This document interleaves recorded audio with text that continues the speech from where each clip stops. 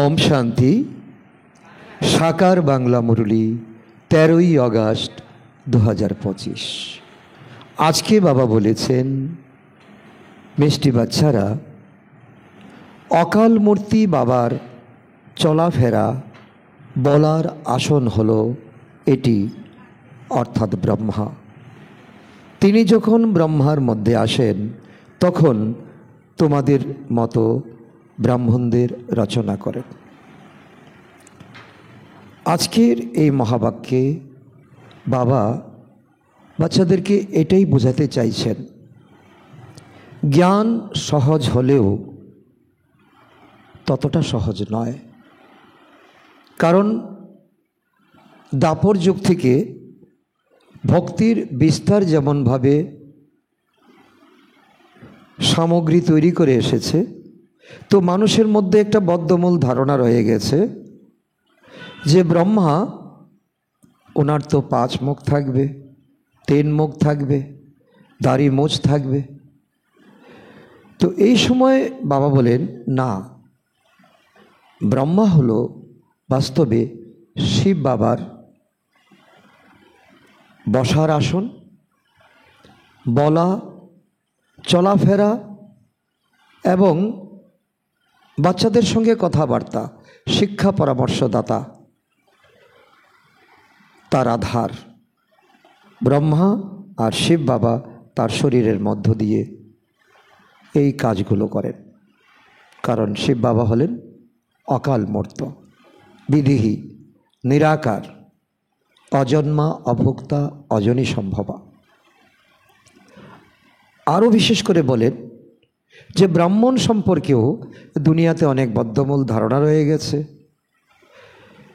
যারা নিজেদেরকে ব্রাহ্মণ টাইটেল দিয়ে থাকেন, তাদের গর্ভে যারা আসেন তারা নিজেদেরকে ব্রাহ্মণ বলে পরিচয় দেন, কিন্তু ব্রাহ্মণে বাস্তবে ব্রাহ্মণের অর্থ তা নয়।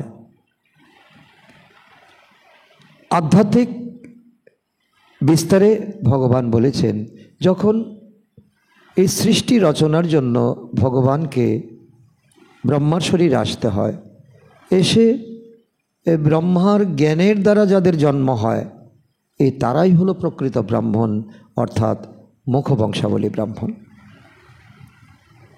তো ব্রহ্মা, ব্রাহ্মণ আর শিব বাবা, তো এই 3 বিষয় সম্পর্কে যার নলেজ হয়ে যাবে, সেই পাক্কা এই জ্ঞানকে ধারণ করতে পারবে, অন্যকেও ধারণ করাতে পারবে। প্রশ্ন, বুদ্ধিমান বাচ্চারা কোন রহস্যকে বুঝে অন্যদেরও ঠিক মতো করে বোঝাতে পারে? কি এমন রহস্য এই সংসারে যেন সুতার নালের মতো পেঁচিয়ে রয়েছে মানুষের মনে? সুতা তো জটলা পাকিয়ে যায়, কিন্তু এই মানুষের মনে যে সন্দেহ, প্রশ্ন, তা সুতার থেকে অনেক অনেক গুণ বেশি। উত্তর, ব্রহ্মাকে। আর তিনি ব্রহ্মা তথা বিষ্ণু কিভাবে হন? প্রজাপিতা ব্রহ্মা এখানে আছেন, তিনি কোনো দেবতা নন। ব্রহ্মাই ব্রাহ্মণের দ্বারা জ্ঞান যজ্ঞ রচনা করেন। এই 4টি প্রশ্ন, এই সমস্ত রহস্য বুদ্ধিমান বাচ্চারাই বুঝে অন্যদেরও বোঝাতে পারে। ঘোড়সওয়ার আর পেয়াদা তো এতে দ্বিধাগ্রস্ত হয়ে যাবে, কারণ ভক্তির এত বিস্তার আর পাণ্ডিত্য এতটাই দখল করে নিয়েছে, যখন কেউ ব্রহ্মা সম্পর্কে বোঝাতে চাইবে, বিষ্ণু সম্পর্কে বোঝাতে চাইবে, তখন তারা বিভিন্ন প্যাচ দিয়ে বিভিন্নভাবে তর্ক করে তাকে কুপোকাত করতে চেষ্টা করবে। তো বাবা বলেন, বুদ্ধিমান হতে হবে। বুদ্ধিমান হলে তুমি বোঝাতে পারবে। তো ব্রহ্মা হলো এই সৃষ্টির রচয়িতা। এই কলিযুগের শেষে তিনি আসেন ওনার রথে, আর তিনি এক জন্ম পড়াশোনা করে ব্রাহ্মণ হয়ে ব্রাহ্মণত্ব, ব্রাহ্মণের আচরণ ধারণ করে যিনি জীবনকে সঠিকভাবে চালিয়ে নেন, তিনি পরবর্তী জীবনে বিষ্ণু হন। আর এই ব্রহ্মা এই সময় পৃথিবীতে আছেন দি গ্রেট গ্রেট গ্র্যান্ডফাদার, কারণ তিনি এখন প্রজাপিতা। এই 850 কোটি মানুষের গার্জিয়ান যাকে বলা হয়, অভিভাবক। তিনি কিন্তু দেবতা নয়, দেবতা হবেন তারপরের জীবনে। আর এই যে এই সময় এই ব্রহ্মার মুখ দ্বারা আমাদের জন্ম হচ্ছে, আমরা ব্রাহ্মণ হচ্ছি, তো আমাদের দ্বারাই এই যজ্ঞ রচনা হচ্ছে। অবিনাশী, অশ্বমেধ, রুদ্র, গীতা, জ্ঞান যজ্ঞ। তার জন্য বাবা বলে কি, যারা মহারথী তারাই বুদ্ধিমান হবে, তারাই এই জ্ঞানকে ধারণ করতে পারবে, বোঝাতে পারবে। আর যারা ঘোরে সওয়ার, আজকে খুব ছটছট করে চললো, খুব ছোটাছুটি করে চললো, তো কিছুক্ষণ গিয়ে ঘোড়া যেমন ঝিমিয়ে পড়ে ক্লান্ত হয়ে যায়, তেমনও অনেক বাচ্চারা প্রথম খুব দৌড়ায়, তারপর আস্তে স্থিমিত হয়ে যায়। আর পেয়াদা পায়ে চলে যে হাঁটছেন, সে কবে গিয়ে পৌঁছাবেন লক্ষ্যে তার কোনো জানা নেই, তারা দ্বিধাগ্রস্ত হয়ে যায়। আর তোমাকে এখন বুদ্ধিমান হতে হবে, মহারথী হতে হবে। আজকের গীত ওম নমঃ শিবায়, ওম শান্তি। ভক্তিতেও সেই একের মহিমা করা হয়, মহিমা তো গাওয়া হয়, তাই না? কিন্তু না তাকে জানে, না তার যথার্থ পরিচয় জানে। যদি যথার্থ মহিমা জানতো, অবশ্যই বর্ণনা করত। বাচ্চারা, তোমরা জানো যে উঁচুর থেকে উঁচু হলেন ভগবান, মুখ্য চিত্র হলো তারই। ব্রহ্মার সন্তান তো থাকবে, তাই না? তোমরা সবাই হলে ব্রাহ্মণ। ব্রহ্মাকে ব্রাহ্মণরাই জানবে, আর কেউ জানে না। ভক্তিতে যে ব্রহ্মার সম্পর্কে জানে, 3 মুখ 5 মুখ দেওয়া, বাস্তবে 3 মুখ 5 মুখ কোনো মানুষের হয় না, আর ব্রহ্মা মানুষ। আর তোমরা এখন মুখবংশাবলী ব্রাহ্মণ হয়েছ, তোমরা এখন ব্রহ্মাকে জানতে পারছো। বাকিরা তো দ্বিধাগ্রস্ত হয়ে যায়। এই কোর্স করতে এলে সেন্টারে এসে তো ব্রহ্মার চিত্র দেখে বলে, এটা কি তোমাদের গুরু? তো ইনি কিভাবে ব্রহ্মা হতে পারে? তো ব্রহ্মাকে তো সূক্ষ্ম বতনবাসী দেখানো হয়েছে। এখন প্রজাপিতা তো সূক্ষ্ম বতনে থাকতে পারে না। সূক্ষ্ম বতন তো এই পৃথিবীর থেকে উপরে, যেখানে কোনো মানুষের অস্তিত্ব নেই, সেখানে তো প্রজা রচনা হয় না, ওখানে তো কোনো রচনা হয়ই না। এই নিয়ে তোমাদের সঙ্গে অনেক বাদ বিবাদ করে। তো ওদের বোঝা উচিত ব্রহ্মা আর ব্রাহ্মণ আছে, তাই সঠিক, অবশ্যই সঠিক, তাই না? ক্রাইস্ট থেকে যেমন খ্রিস্টান শব্দটি এসেছে, বুদ্ধ থেকে বৌদ্ধ সিদ্ধি প্রাপ্ত করেছে, আর ইব্রাহিম থেকে ইসলাম। তেমনি প্রজাপিতা ব্রহ্মার থেকে ব্রাহ্মণরা হলো প্রসিদ্ধ। এখন তোমরাই যজ্ঞ রচনা করছো। আদিদেব হলেন ব্রহ্মা। বাস্তবে ব্রহ্মাকে দেবতা বলতে পারো না, এটাও ভুল। যারা নিজেদের ব্রাহ্মণ বলে পরিচয় দেয়, তাদের জিজ্ঞাসা করা উচিত যে ব্রহ্মা কোথা থেকে এলেন, তিনি কার রচনা, ব্রহ্মাকে কে ক্রিয়েট করেছে, এ কথা কেউ বলতে পারে না, কারণ জানেই না। এও তোমরাই জানো যে ব্রহ্মা শিব বাবার রথ। শিব বাবা যে রথ যাতে তিনি প্রবেশ করেন, এক কথায় উত্তর, নিশ্চয়ই বুদ্ধি বিজয়ন্তী। ইনি হলেন সেই আত্মা যিনি কৃষ্ণ প্রিন্স হয়েছিলেন। এখন পড়াশোনা করছেন, পরবর্তী জন্ম নেবেন কৃষ্ণ হয়ে। 84 জন্মের পরেই ইনি আবার ব্রহ্মা হন। তো জন্মপত্রীর নাম তো ওনার আলাদাই হবে। 84 জন্মে 84 নাম থাকবে। আগের জীবনে ব্রহ্মা, পরবর্তী জীবনে ব্রহ্মা ছিল না, ওনার নাম ছিল দাদা লেকরাজ। আর ব্রহ্মলোক থেকে আসা পরমাত্মা এসে নাম রেখেছেন তুমি ব্রহ্মা, প্রজাপিতা ব্রহ্মা। আর পরবর্তী সময়ে উনি হবেন কৃষ্ণ, কেননা এটি তো মনুষ্য। তারপর ইনার মধ্যে যখন বাবা প্রবেশ করেন, তখন ব্রহ্মা নাম রেখে দেন। এও বাচ্চারা জানে, ওই ব্রহ্মাই হলো বিষ্ণুর রূপ। বিষ্ণুর রূপ লক্ষ্মী নারায়ণ যখন রাজগদ্দিতে বসবে, তো 2 হাত নারায়ণের, 2 হাত লক্ষ্মীর। তো এটাই ভক্তিতে বিষ্ণু বলে পরিচয় দেওয়া হয়েছে। বাস্তবে মহারাজা মহারানী উভয়ে মিলে এই প্রজাদেরকে পালনা দিবেন। একা নারায়ণও যথেষ্ট নয়, একা লক্ষ্মীও যথেষ্ট নয়। তো নারায়ণ তো তৈরি হন, তাই না? 84 জন্মের অন্তিমে তো সাধারণ রথ হবেন। তো এটা শরীর হলো সব আত্মাদের রথ। সব আত্মা আমরা এখানে থাকি, এটা হলো আমাদের রথ। আর অকাল মূর্তির চলন্ত আসন, পরমাত্মা আসবেন ব্রহ্মলোক থেকে। তিনি কার মাধ্যমে কথা বলবেন? তো অকাল মূর্তির চলন্ত আসন এখানে বসেই তিনি বলেন, ব্রহ্মার ভ্রুকুটিতে বসে। ব্রহ্মা আছেন এখানে, শিব বাবা এখানে। তো ব্রহ্মার মুখ দিয়ে কথা বলছেন। শিখরা আবার একে তক্ত বানিয়ে দিয়েছে, আসন বানিয়ে দিয়েছে। একে অকাল তক্ত বলা হয় এবং তাকে হাওয়া করে। তো এ তো সবই অকাল তক্ত। আমরা সকলেই তো আত্মা। আত্মার বসার সিংহাসন হচ্ছে এই ভ্রুকুটি। যে কেউ ধর্মাত্মা, মহাত্মা, দেবাত্মা, পুণ্যাত্মা, পাপাত্মা, সকল আত্মা এখানেই থাকে। আবার সব আত্মাই অকাল মর্ত। উঁচুর থেকে উঁচু ভগবানের এই রথ তো চাই। এই রথে প্রবেশ করে তিনি এই মহাজ্ঞান প্রদান করেন। তাকেই নলেজফুল বলা হয়। তিনি রচনার আদি, মধ্য এবং অন্তের জ্ঞান দেন। নলেজফুলের অর্থ কোনো অন্তর্যামী বা জাননহার নয়। সর্বব্যাপীর অর্থ আলাদা, জাননহারের অর্থ আলাদা। সর্বব্যাপী মানে ভগবান সর্বত্র আছে। এই মাইকটার মধ্যে ভগবান আছে, ভক্তি মার্গে তা বিশ্বাস করে। আর জাননহার, আমি বিবেক বুদ্ধি পেয়েও আমি কর্ম করছি স্বাধীনভাবে, আর দোষ দিচ্ছি পরমাত্মা। ইনি তো জানেন আমি কি করছি। তো সুতরাং আমি কি করব না করব তো উনি ঠিক করে দেবেন। এটা সঠিক নয়। মানুষ তো সব কিছু মিলিয়ে যা মনে হয় তাই বলে দেয়, আর অন্যরা সত্য সত্য মনে করে। বাচ্চারা, এখন তোমরা জানো যে আমরা সব ব্রাহ্মণরাই ব্রহ্মার সন্তান। আমাদের কুল সব থেকে উঁচু। ওরা তো দেবতাদের উঁচু রাখে, কেননা সত্যযুগ আদিতে দেবতারা ছিলেন।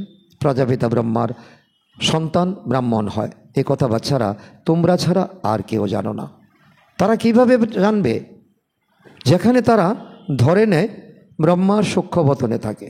সূক্ষ্মবতনে কোনো প্রাণের অস্তিত্ব নেই। সেই সব জাগতিক ব্রাহ্মণ হলো আলাদা, যারা পূজা পাঠ করে, শ্রাদ্ধ ভোজনের নিমন্ত্রণ খায়। তোমরা তো আর নিমন্ত্রণ ভোজন ইত্যাদি খাও না। ব্রহ্মার রহস্য এখন খুব ভালোভাবে বোঝাতে হবে। কারণ ব্রাহ্মণ যারা হয়েছ তাদেরকে এখন ব্রহ্মার আচরণে, ব্রহ্মার আচরণ তোমাদের এখন ফলো মাদার করতে হবে। শিব বাবা বলছেন তোমরা যত্রতত্র খেতে পারো না, কারণ তোমরা পরমাত্মাকে নিবেদন করে, নিজ হস্তে রান্না করে পরমাত্মাকে ভোগ দিয়ে তারপর তোমরা গ্রহণ করবে। তোমরা বলো যে অন্য সব বিষয় ত্যাগ করো। বাবা যার দ্বারা পতিত থেকে পবিত্র হতে হবে, প্রথমে তো তাকে স্মরণ করো। হ্যাঁ, এটি তো প্রকৃত কথা।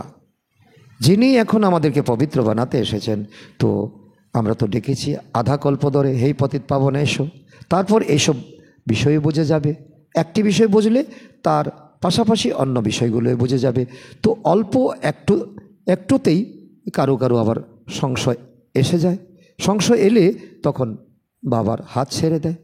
প্রমুখ কথা হলো অল্প অর্থাৎ আল্লাহ, অর্থাৎ শিব বাবা। আর বে মানে বাদশাহী। অল্প বে, এই দুটো বুঝলে তার আর কিছু প্রয়োজন নেই। বাবা বলেন মামে কম স্মরণ করো, আমি তো অবশ্যই কারোর মধ্যে আসব। তার নামও তো থাকা চাই।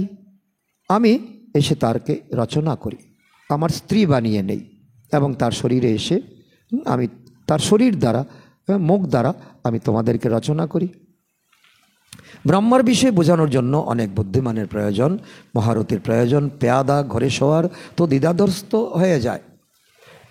হয়ে যায়। অবস্থা অনুসারে তো বোঝানো হয়। প্রজাপিতা ব্রহ্মা তো এখানেই আছেন, তো ব্রাহ্মণের দ্বারা জ্ঞান যজ্ঞের রচনা করেন, তাই ব্রাহ্মণ তো অবশ্যই চাই। প্রজাপিতা ব্রহ্ম তো এখানে প্রয়োজন, যার দ্বারা ব্রাহ্মণ তৈরি হতে পারে। ব্রাহ্মণরা তো বলে যে আমরা ব্রহ্মার সন্তান। তো কী করে? যুক্তি চাইলে যুক্তি দিতে পারবে না। তারা মনে করে আমাদের কুল পরম্পরা ধরে চলে আসছে, কিন্তু ব্রহ্মা কবে ছিল তা কেউই বলতে পারে না। এখন তোমরা হলে ব্রাহ্মণ, যারা অবিনাশী অশ্বমেধ রুদ্র গীতা জ্ঞান যজ্ঞকে এখন যারা চালাচ্ছ, যারা ব্রহ্ম জ্ঞানকে পেয়েছ, তো যারা মুখবংশাবলী ব্রাহ্মণ, তো ব্রাহ্মণ তারাই যারা ব্রহ্মার সন্তান। ওরা তো বাবার অকুপেশনকেই জানে না। ভারতে প্রথমে ব্রাহ্মণরাই থাকে। ব্রাহ্মণদের হলো উঁচু থেকে উঁচু কুল। জাগতিক ব্রাহ্মণরা মনে করে যে আমাদের কুল অবশ্যই ব্রহ্মার থেকে এসেছে, কিন্তু তা কিভাবে এবং কখন তা বর্ণনা করতে পারে না। তোমরা জানো যে প্রজাপিতা ব্রহ্মাই ব্রাহ্মণদের রচনা করেন, যেই ব্রাহ্মণদের পুনরায় দেবতা হতে হবে। বাবা এসেই ব্রাহ্মণদেরকে পড়ান। ব্রাহ্মণদের ডিনায়াস্টি অর্থাৎ রাজত্বকাল নেই। এখন তোমাদের কৃচ্ছ সাধন, এখন তপস্যা, ত্যাগ, পড়াশোনা, মনোযোগ। আর এই জন্য তোমাদের কোনো ডিনায়াস্টি নেই, মানে রাজত্ব নেই। ব্রাহ্মণদের হলো কুল ডিনায়াস্টি, কুল, ব্রাহ্মণদের কুল। ডিনায়াস্টি তখনই বলা হবে যখন রাজা রানী হবে, রাজা রানীদের রাজত্ব থাকবে। তো যেমন সূর্যবংশী ডিনায়াস্টি। তোমাদের ব্রাহ্মণ অর্থাৎ ব্রাহ্মণদের মধ্যে তো রাজা হয় না কেউ, তো ডিনায়াস্টির তো প্রশ্ন আসে না। ওরা যে বলে যে কৌরব আর পাণ্ডবদের রাজ্য ছিল, তো দুই হলো রং, এই দুইয়ের তো কোনো রাজত্ব থাকে না। প্রজার উপরে রাজত্ব এই সময়। আমরাই কৌরব, আমরাই পাণ্ডব। তো এখন পঞ্চায়েতি রাজ্য চলছে, মুকুট তো নেই। তো বাবা বুঝিয়েছেন প্রথমে ডবল মুকুট ভারতে ছিল, তারপর সিঙ্গেল মুকুট। প্রথমে ডবল মুকুট এক দায়িত্বের আর একটা পবিত্রতার, তারপর সিঙ্গেল মুকুট যেটা দাপর যুগ থেকে চলছে, রাজা মহারাজা ডিগ্রি চলে গেছে। তো এই সময় তো কোনো মুকুটই নেই। এও খুব ভালোভাবে প্রমাণ দিয়ে বলতে হবে, যারা সম্পূর্ণ সুন্দর ধারণার হবে তারা খুব ভালোভাবে বোঝাতে পারবে। কিছুদিন আগে পর্যন্ত কংগ্রেসিরা টুপি পরত, এখন এও চলে গেছে। তো ব্রহ্মার সম্বন্ধে খুব বেশি করে বোঝাতে হয়। বিষ্ণুকেও কেউ জানে না, এও বোঝাতে হয়। বৈকুণ্ঠকে বিষ্ণুপুরী বলা হয়। যখন ব্রহ্মা গিয়ে কৃষ্ণ হবেন, তারপর পরিণত বয়সে তিনি নারায়ণ হবেন। লক্ষ্মী নারায়ণ মিলে যখন প্রজাবৎসলের রাজত্ব চালাবে, তো ওই রাজত্বকে বলা হয় বিষ্ণুপুরীর রাজত্ব, যেখানে লক্ষ্মী নারায়ণের রাজ্য ছিল। আর কম্বাইন্ড বলা হয় বিষ্ণুপুরী।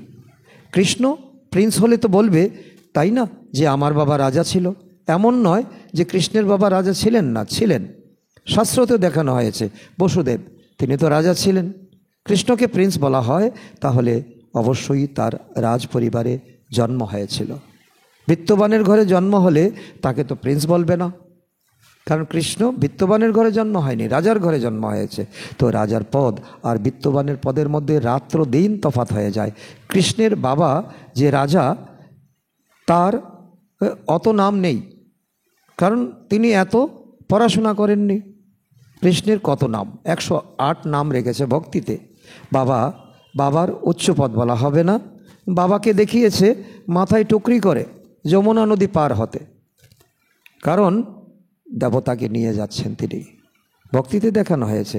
তো সেই পদ হলো সেকেন্ড ক্লাসের পদ, অর্থাৎ পিতার পদ। পুত্রের পদ হলো নাম্বার 1 পদ। যিনি কৃষ্ণকে জন্ম দেওয়ার নিমিত্ত হন, ইনি সেকেন্ড ক্লাস হয়ে যান। এমন নয় যে কৃষ্ণের আত্মা থেকে তিনি বেশি পড়েছেন, তা নয়। তো কৃষ্ণই আবার নারায়ণ হন, বাকি বাবার নাম লুপ্ত হয়ে যায়। তিনিও অবশ্যই ব্রাহ্মণ, কিন্তু পড়াতে কৃষ্ণের থেকে কম। কৃষ্ণের আত্মা তার বাবার থেকে উচ্চ পড়া পড়েছিলেন, তাই তো তার নামের এত মহিমা হয়। কৃষ্ণের বাবা কে ছিলেন, তো এ কথা কেউই জানে না, এটা গুপ্ত। এরপরে জানতে পারবে। আর ভক্তিতে তো কাহিনী বানিয়ে দিয়েছে। তো এখান থেকেই তো তাকে তৈরি হতে হবে এই সঙ্গম যুগে। রাধারও তো মা থাকবেন, বাবা থাকবেন, তাই না?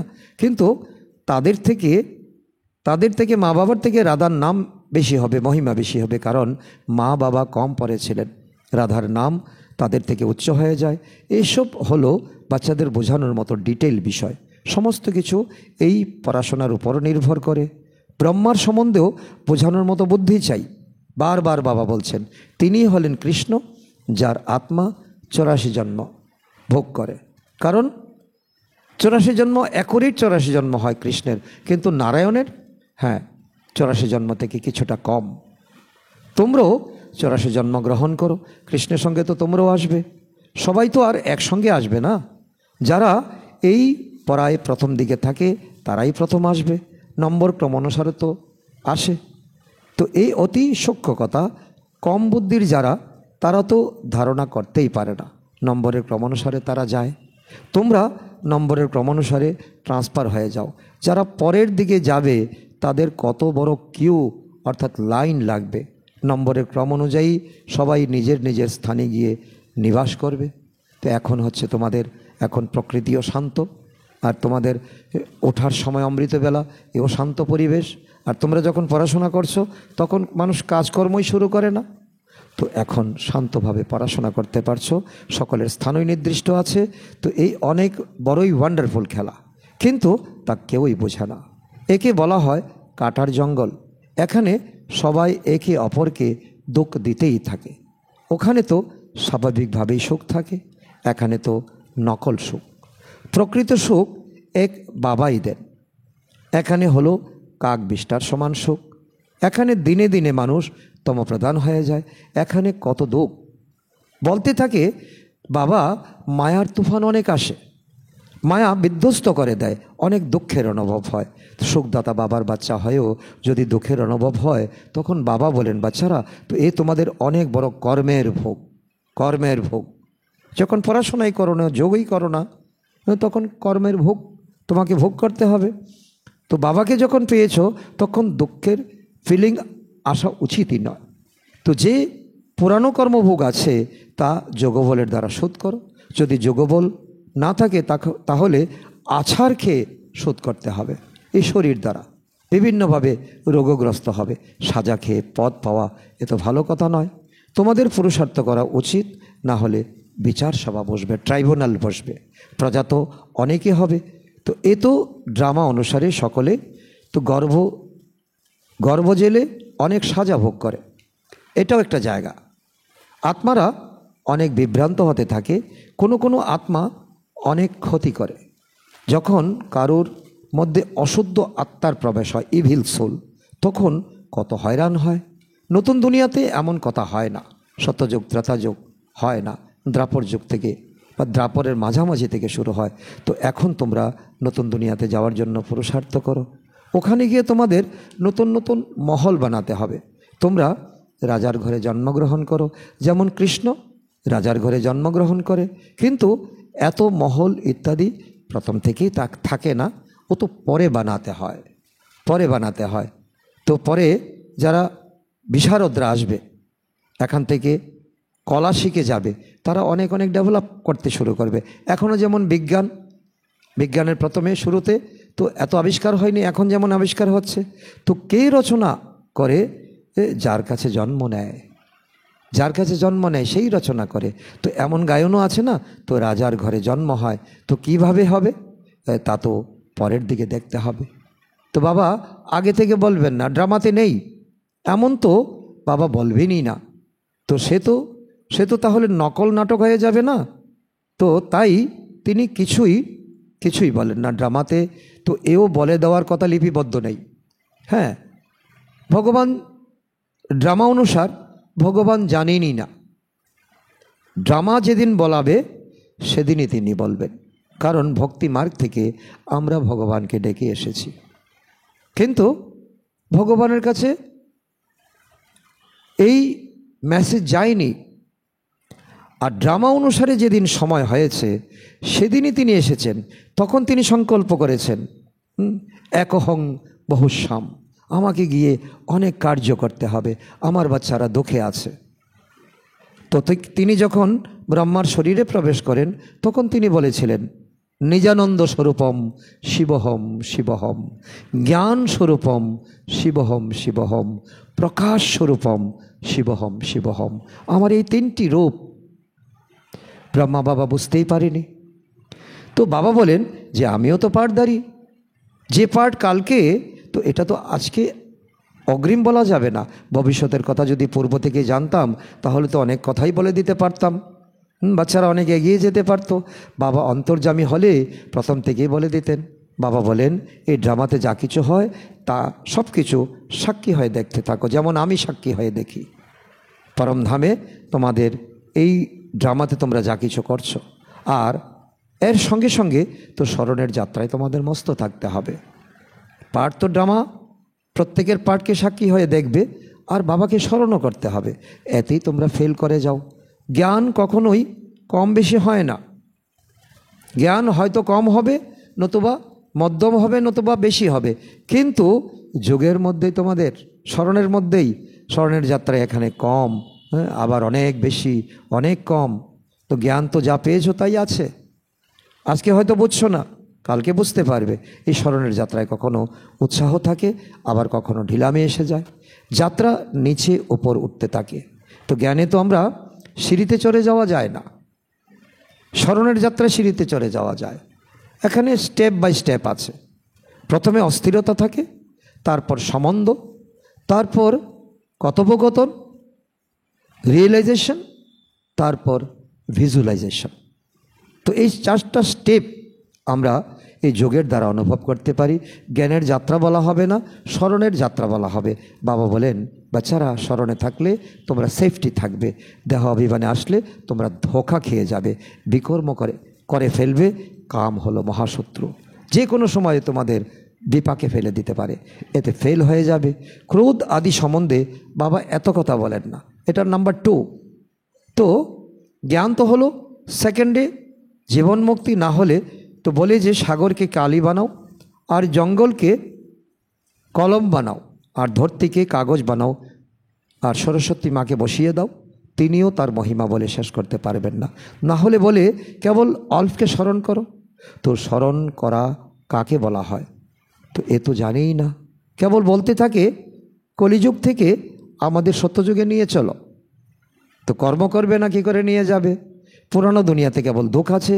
তোমরা দেখো যে বর্ষাকালে কত বাড়ি ভেঙে পড়ে যায়, কত বাড়ি ডুবে যায়, বর্ষা ইত্যাদি এইসব প্রাকৃতিক বিপর্যয় হবে, খুব বেশি করে হবে। তো এইসব হঠাৎ হতে থাকবে, ভূমিকম্প হতে থাকবে। মানুষ এখন কুম্ভকর্ণের নিদ্রায় নিদ্রিত আছে। বিনাশের সময় এলে তখন আর কি করতে পারবে? তখন সব মারা যাবে। এই ধরিত্রীও খুব জোরে দুলতে থাকবে, ঝড় বর্ষা ইত্যাদি সব হয়।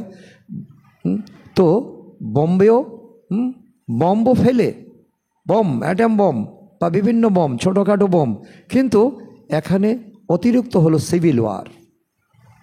এই বম তো বেশি করে যুদ্ধ বিগ্রহ হবে পশ্চিমী দেশে, আর এই ভারতে হবে সিভিল ওয়ার, রক্তের নদী বইবে এমন বলা হয়। এখানে মহামারী হবে, তো একে অপরের উপর কেস করতে থাকবে। তো এই অবশ্যই এরা লড়াই করবে। এখানে সবাই গরিব, তোমরা হলে ধনীর, অর্থাৎ তোমাদের আচরণ, সভ্যতা, ভব্যতা সব কিছু আছে, কারণ তোমরা যে এক শিব বাবার সন্তান, তোমাদের কোনো লড়াই আদি করতে হবে না। তো ব্রাহ্মণ হওয়াতে তোমরা ধনীর হয়ে গেছো, বাবার হয়ে গেছো।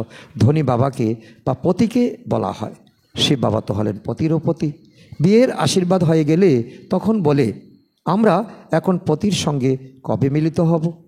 তো আত্মারা বলে শিব বাবা আমাদের তো তোমার সঙ্গে বিয়ের আশীর্বাদ হয়ে গেছে, এখন আমরা তোমার সঙ্গে কিভাবে মিলিত হব?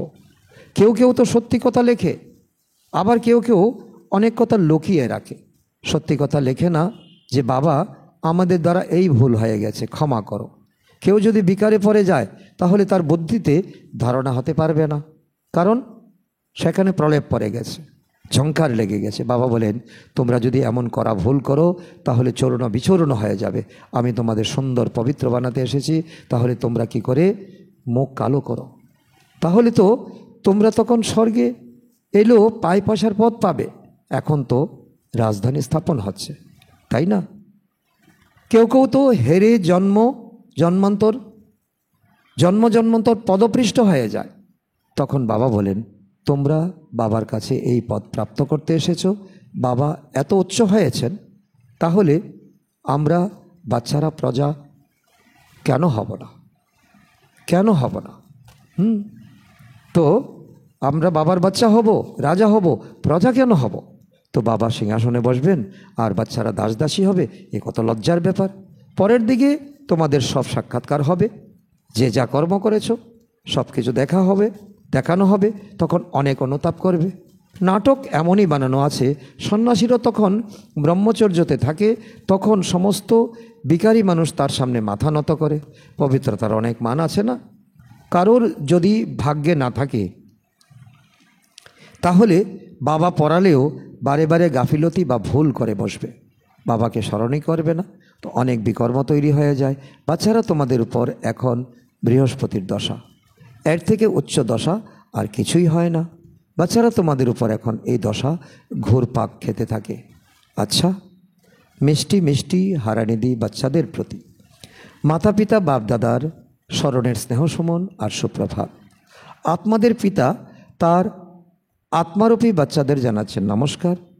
আমরা আত্মারূপী সন্তানরা আমাদের মাতা পিতা বাপ দাদাকে জানাই স্মরণের স্নেহ সুমন, সুপ্রভাত ও নমস্কার। ধারণার জন্য মুখ্য সার: 1 নম্বর, এই ড্রামার প্রতিটি সিন সাক্ষী হয়ে দেখতে হবে। এক বাবার স্মরণে মজে থাকতে হবে। স্মরণের যাত্রায় কখনো যেন উৎসাহ কম না হয়ে যায়। নাম্বার 2, পড়াশোনাতে কখনো গাফিলতি করবে না। নিজের উচ্চ ভাগ্য বানানোর জন্য অবশ্যই পবিত্র হতে হবে। হেরে গিয়ে জন্ম জন্মান্তরের পদভ্রষ্ট করো না। বরদান: সত্যিকারের সেবার দ্বারা অবিনাশী অলৌকিক খুশির সাগরে ভাসতে থাকা ভাগ্যবান আত্মা ভব। যে বাচ্চারা সেবা করে বাপদাদা আর নিমিত্ত বড়দের স্নেহের আশীর্বাদ প্রাপ্ত করে, তারা অন্তর থেকে অলৌকিক আত্মিক খুশি অনুভব করে। তারা সেবার দ্বারা আন্তরিক খুশি, আত্মিক আনন্দ, অসীম প্রাপ্তির অনুভব করে সদা খুশির সাগরে ভাসতে থাকে। সত্যিকারের সেবা সকলের স্নেহ, সকলের দ্বারা অবিনাশী সম্মান আর খুশির আশীর্বাদ প্রাপ্ত হওয়ার সৌভাগ্যের শ্রেষ্ঠ ভাগ্যের অনুভব করায়। যারা সদা খুশিতে থাকে তারাই হলো ভাগ্যবান। স্লোগান: সদা হাসি খুশি বা আকর্ষণ মূর্তি হওয়ার জন্য সন্তুষ্ট মনি হও। অব্যক্ত ইশারা: সহযোগী হতে হলে পরমাত্ম প্রেমের অনুভবী হও। কর্মে বাণীতে সম্পর্ক বা সম্বন্ধ, লাভ আর স্মৃতি বা স্থিতিতে লাভলীন থাকতে হবে। যে যত লাভলী হবে সে ততই লাভলীন থাকতে পারবে। এই লাভলীন স্থিতিকে মনুষ্য আত্মারা লীন হয়ে যাওয়ার কথা বলে দিয়েছে। বাবার প্রতি ভালোবাসা সমাপ্ত করে কেবল লীন শব্দকে বলে দিয়েছে। তোমরা বাচ্চারা বাবার লাভে লাভলীন থাকলে তো অন্যদেরও সহজ নিজ সমান বা বাবার সমান বানাতে পারবে। আজকের সমান আমি ভাগ্যবান আত্মা। কেন ভাগ্যবান আত্মা? সত্যিকারের সেবার দ্বারা অবিনাশী অলৌকিক খুশির সাগরে আমি ভাসতে থাকি, এই জন্য আমি ভাগ্যবান আত্মা। ভাগ্য তো অনেক প্রকার তৈরি হতে পারে। ওম শান্তি।